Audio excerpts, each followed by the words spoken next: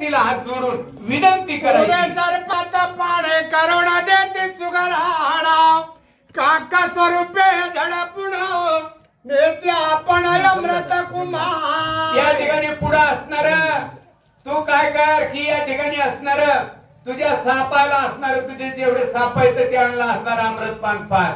मग हे असणार काय होईल पुढं या ठिकाणी असणार असं सांगायचं तिला आणि मग असणार कावळ्याचं असणार रूप धरायचं गरुडा आणि त्या कावळ्याच्या रूपाने ती असणारा अमृत कुंभ असणारा उचलून घेऊन जायचं. ऐसी विष्णूची युक्ती गरुडाची सांगे दैवी गती त्याची गरुडे धरुणाची ती कद्रू प्रतियाला पाय. असही युक्ती विष्णू भगवंताने गरुडाला सांगितलेली आहे आणि ती युक्ती गरुडाने आपल्या हृदयामध्ये धरली आणि ती असणारा आपल्या आईकडे असणारा आणि निघालेला आहे. कुबेर दे रत्न कुंभासे अमृत भरोनी तयाशी गरुडयाला कद्रूपाची कद्रू गरुडाची तुष्टली. कुबेरापाशी गेला गरुड आणि त्या ठिकाणी अमृताचा कुंभ भरला आणि तिथून अमृताचा कुंभ घेऊन असणारा कुठे गेला तो कद्रूपाशी गेलेला आहे.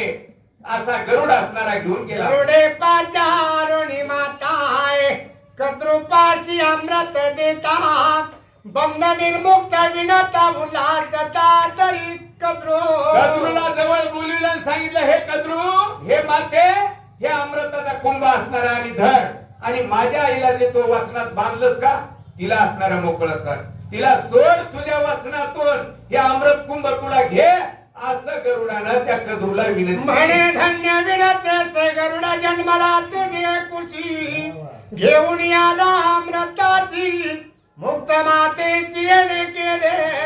त्यावेळेस कद्रूनं सांगितलं हे विनता काय धन्य धन्यस तू अरे तुझ्या पोटी तुझ्या कुशी असणारा हे बाळ जन्मलाय यानं असणारं सगळं त्रैलोक्य जिंकलंय आणि अमृत कुंभ आणलाय असा वीर हे जगात कुणी नाही. धन्य तुझी कुस आहे धन्य तुझ्या पोटीचा बाळ आहे अशी कद्रू विनतला असणारी आणि वाहवा कोणी कद्रूचे वचन गरुड साष्टांगे करीन माण कद्रूने गरुडा या लिंगण आशीर्वचन निज विजयी. त्या ठिकाणी असं कद्रू बोलल्यानंतर गरुडाने असणाऱ्या कद्रूला नमस्कार केला.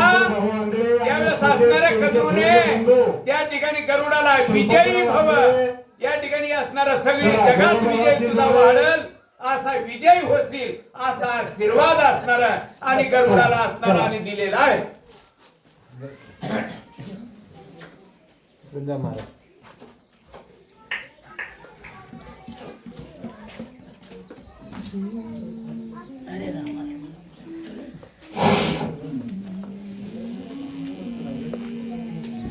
काय का